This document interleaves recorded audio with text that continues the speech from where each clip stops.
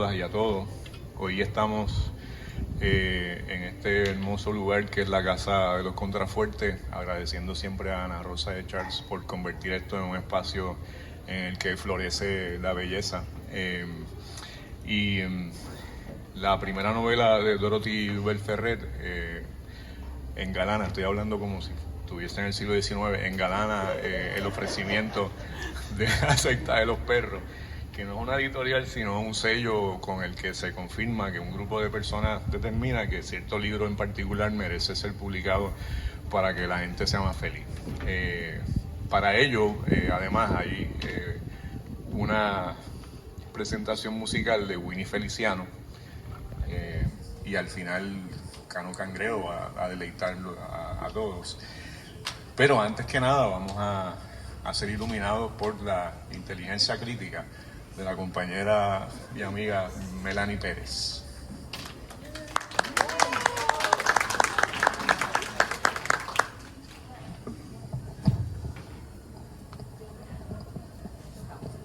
Muchas gracias a todos ustedes por estar aquí, a Rafa por la presentación, a Dorothy por haber escrito y por haber llegado finalmente.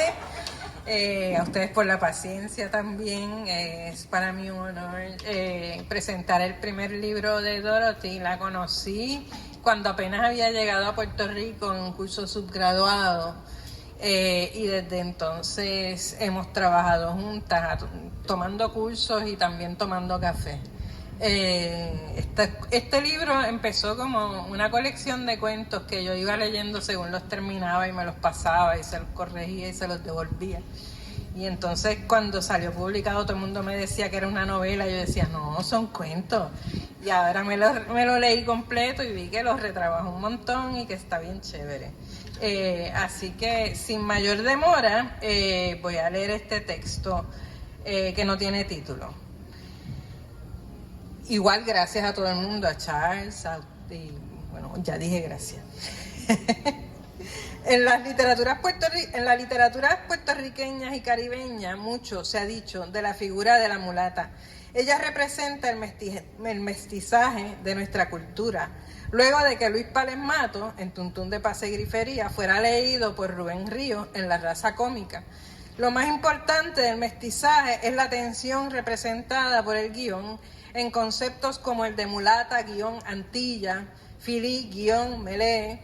Esa tensión no se resuelve, sino que se vuelve productiva en términos culturales, dice Ríos. Se trata de la tensión entre lo blanco y lo negro, entre lo español y lo africano, entre la mente y el cuerpo, entre la razón y el numen, entre lo masculino, el jíbaro, y lo femenino, la mulata.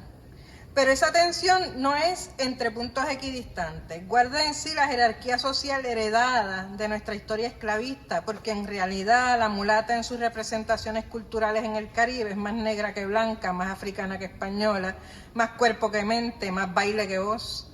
Es una figura sobredeterminada, de manera que no supera la posición del objeto y no llega a tener voz, y si no es sujeto, no tiene fantasía y tampoco tiene deseo, ¿no? Este es un libro que se pregunta por qué caminos transitará el cuerpo de Génesis, que es la protagonista, para encontrar su deseo, entenderlo y usarlo para gozar o no gozar. Decir que está sobredeterminada es decir que está desbordada de causas para llegar a ciertos significados, al punto que resulta difícil que se apropie de su subjetividad para decir ella al mundo, para desearlo, para decirse a sí misma, pues el aparato simbólico la atrapa y la fuerza a ciertas posiciones. A la mulata no le queda más remedio que asumir esos lugares mientras trata de zafarse de ellos, pero no puede actuar como si no existieran porque esa cárcel no ofrece muchas salidas para hacer. Por ejemplo, el libro abre con el engañoso título del hermoso suicidio de Soledad María. En verdad, el personaje al que alude este título no está, ya murió hace rato, y le toca a Víctor organizar solo la casa después del huracán pensando en haber perdido su objeto de deseo. Nunca nos cuenta el relato por qué Soledad se suicida, pero tal vez haya una pista en su nombre.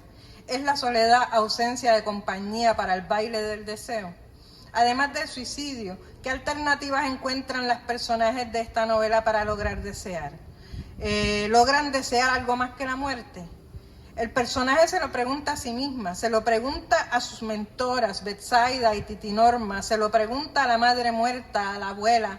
La respuesta la busca al experimentar con sexo y exponerse a la sobredeterminación de ser puta, de ser demasiado, de ocupar demasiado espacio, de ser malcriada, de ser respondona, o de no ser o ser violada, según las interpretaciones. En el diálogo con sus ancestras va descartando respuestas que le quitan voluntad y poder de gestión en sus investigaciones, en las que ella y no otro, en las que es ella y no otro quien utiliza el cuerpo como instrumento. La respuesta de Betsaida al bombardeo de significantes que sufre el cuerpo de la mulata es sustituir la coqueta por un piano, es decir, sustituir la seducción por la producción de cultura. La coqueta es el mueble de las señoras blancas, blanquitas, que tienen incluso en sus cuartos la coqueta que guarda los artificios de la coquetería, porque ellas pueden y deben seducir, buscar convertirse en el objeto de deseo, mientras que la mulata que seduce es monstruosa. Así Betsaida, la maestra de música de Génesis, tiene su coqueta en desuso, la ha desplazado al cuarto de música. Luego, la focalización se desplaza de la coqueta de Betsaida al fluir de conciencia de la muñeca que representa a Chango, que está en reposo sobre el viejo mueble, cubriendo una mancha de coquetería vieja. Chango es deseo y coquetería, perdonen la redundancia, y observa, es Ochun, perdón, tienes razón, es Ochun. Ochun es deseo y coquetería, y observa a Betsaida esconderse en su deseo al punto de que termina tirándola al zafacón. Betsaida seduce con el piano y no con el trasero que la puede poner en peligro de muerte, sea esta grande o chiquita. Chango observa, Ochun observa y pide que la miren, que le hablen. Ante la melancolía de la maestra, Génesis sigue buscando su deseo. ¿Qué lo mueve? ¿Por qué no le gustó cuando se tiró al viejo medio borracha? ¿Puede ella seducir cuando todos los hombres la buscan? No a ella. Le hablan, no a ella. La desean de antemano, no a ella. Si seducir implica poner en práctica artilugios, la mulata no seduce, pues es ella, su cuerpo grande, su cuerpo que ocupa espacio, más allá de su voluntad, la seducción personificada. ¿Cómo hacer las paces con su cuerpo? ¿Cómo zafarse de la mirada del hombre que lo que ve en ella es un cliché? Todo esto se da en las postrimerías inmediatas al huracán María. Es significativo. Las personas están recogiendo escombros, organizando habitaciones a la luz de las velas, caminando por el barrio para ver qué ha dejado la tormenta, yendo a comprar agua o a comprar baterías, sentándose en las barras que tengan planta y cervezas frías a dejar pasar el tiempo. ¿Lo recuerdan? El huracán es símbolo de la catástrofe que vivimos y es literal y es simbólica.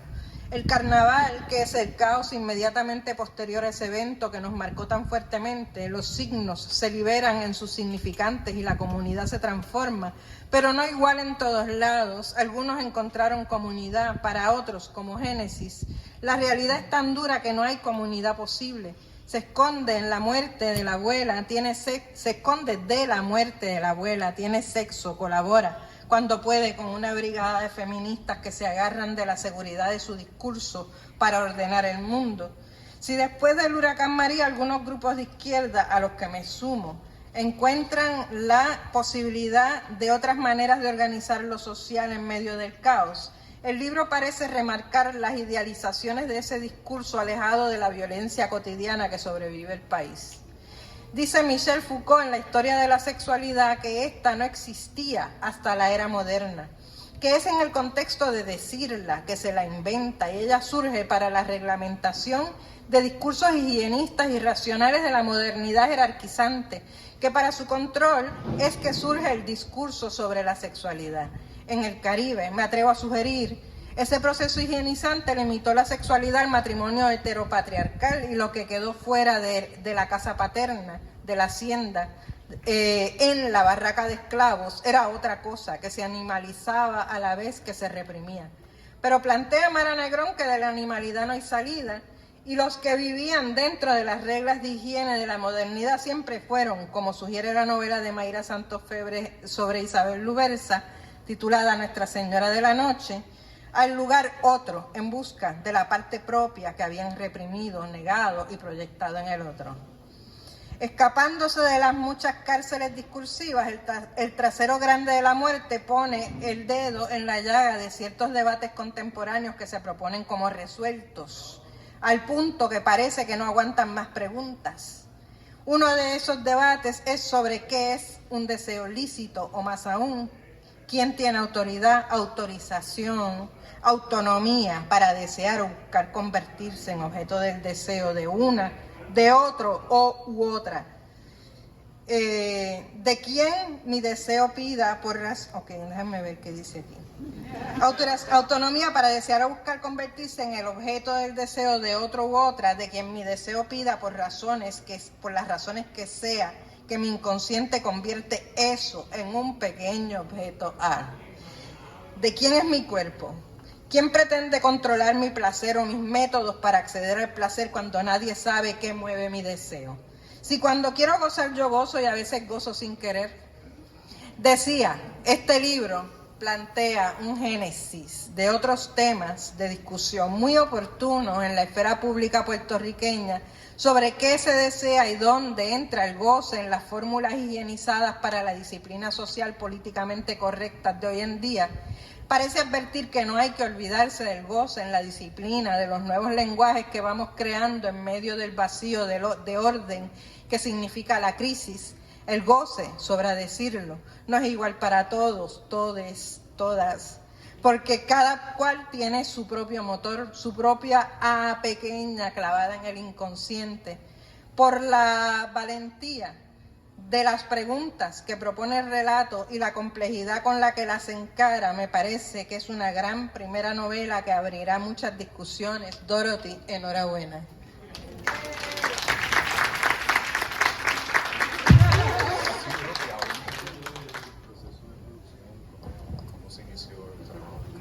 Dijo Rafa, sí, Dorothy, habla un poquito sobre el proceso de producción, cómo se inició el trabajo de escritura de la novela. Ay, Dios. Bueno, no iba a hablar, pero aquí estoy. Bueno, empecé escribiendo un cuento, que es el primero, o sea, la primera parte. ¿Ahora sí? Ok, perdón. Empecé escribiendo como un cuento, más o menos, ¿verdad? Que es la primera parte, el hermoso suicidio de Soledad María. Y después me di cuenta de que Víctor, o sea, la voz narrativa se manifiesta a través de este sujeto que se llama Víctor. Y me di cuenta de que Víctor tenía, o sea, expresaba una contemplación muy robusta para caber dentro de los confines de un cuento. Y entonces pues decidí seguir desarrollando el texto y cambiando la voz. Es como una novela experimental, ¿verdad? Eso es lo que dijo Rafa y sigo repitiéndolo porque pues es la única manera en como yo entiendo lo que yo hice.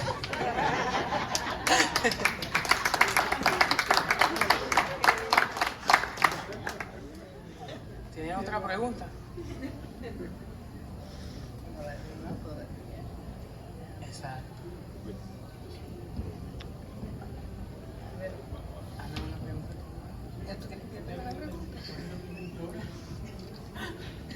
Déjenme ver, tengo que hacerle una pregunta yo también. Dorothy, a ver, es una novela atrevida. Y yo recuerdo tu proceso, a ver, las preguntas que te hacía, que no estaban protagonizando, yo creo, los cuentos al principio, pero supongo que de momento decidiste que el asunto de la sexualidad iba a ser el motor de todos los cuentos y los fuiste enlazando. Dime, ¿por qué termina siendo la sexualidad la protagonista del libro? No sé, no tengo la menor idea.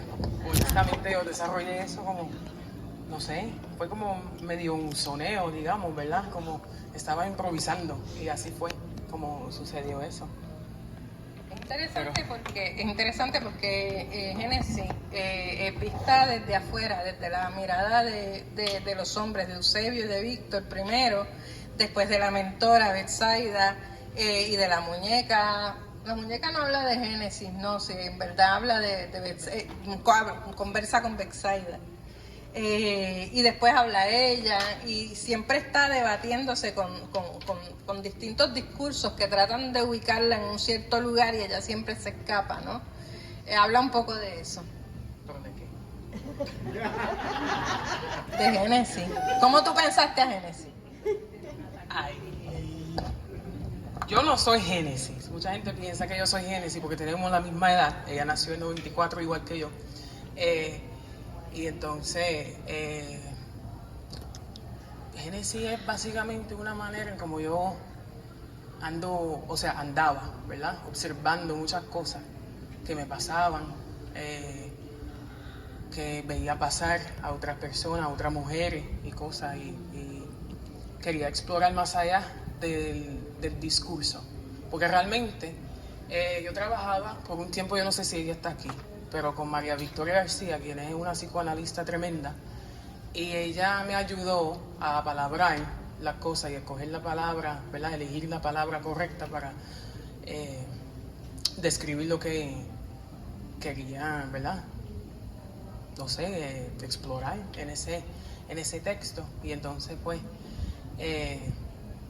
yo creo que a través de ese proceso, trabajando con eso del signo, significante y significado, a través de ese proceso con Victoria, a través de mis observaciones, porque la gran mayoría de mis amistades son mujeres mayores, y entonces me guían, ¿verdad?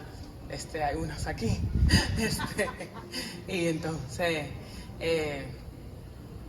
sí, o sea, yo siempre me crié en una situación muy interesante con muchas mujeres, y no tanto hombres, ¿verdad? Yo tengo muchas tías, madrinas, ¿verdad? Y entonces mi tía abuela, que me crié con ella, y por un tiempo. Y entonces, observando mi interacción con esas mujeres y observando su interacción con el mundo, con el entorno nuestro, me ayudó a configurar, ¿verdad?, el personaje que se llama Génesis. Yo creo que es suficiente tentación. Mira, ahí hay una pregunta. Me gustaría sugerir, me encantaría que leyeras un segmento. Claro, vamos a buscar el Porque libro. es que creo que, como hemos conversado otras veces, no de la novela, pero tu entonación cuando narras es maravillosa. Cómo ese leer, escoger un pasaje y leerlo, quizás puede abrir mucha diversidad de información respecto a tu primera novela. ¿Qué pasaje? No sé. ¿De la muñeca? Abre el libro así, al azar. Ok, vamos a hacerlo así. Exacto. Esto es, espérate, esto es Génesis. Que yo ni me acuerdo. Sí, el peso de un cuerpo ajeno. Ok.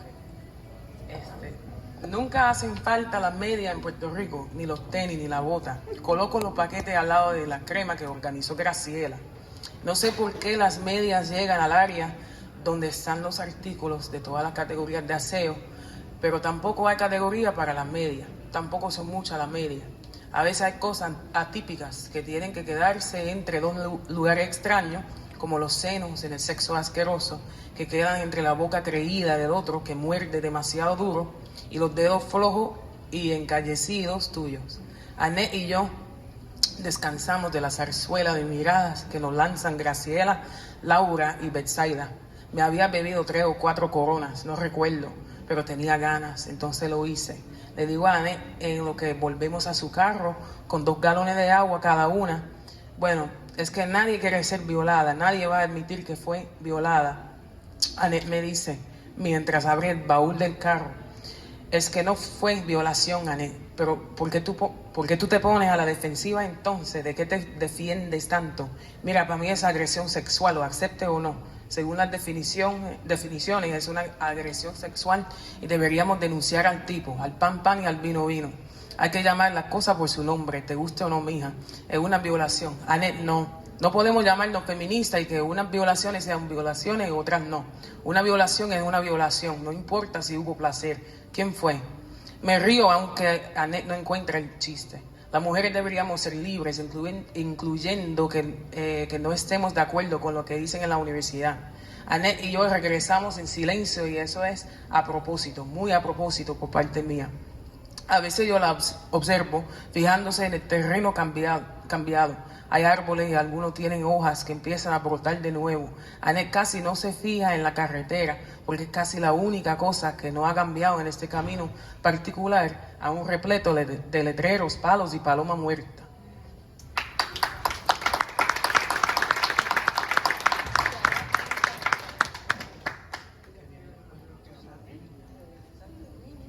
Oh, Winnie. Bueno, ahí tiene un poquitico del libro. Ahora voy a invitar a mi querida amiga Winnie Feliciano. ¿Dónde tú estás, mi belleza? Winnie. Ven para acá. Te toca. Dorothy organizó una fiesta. Va a haber un concierto de piano y después va a haber música para bailar, para que sepan. Sí, porque tiene que ver con unos temas, ¿verdad? En la novela. Así que Génesis, no. Winnie, vas a tocar. Mi querida Winnie aquí, vas a tocar.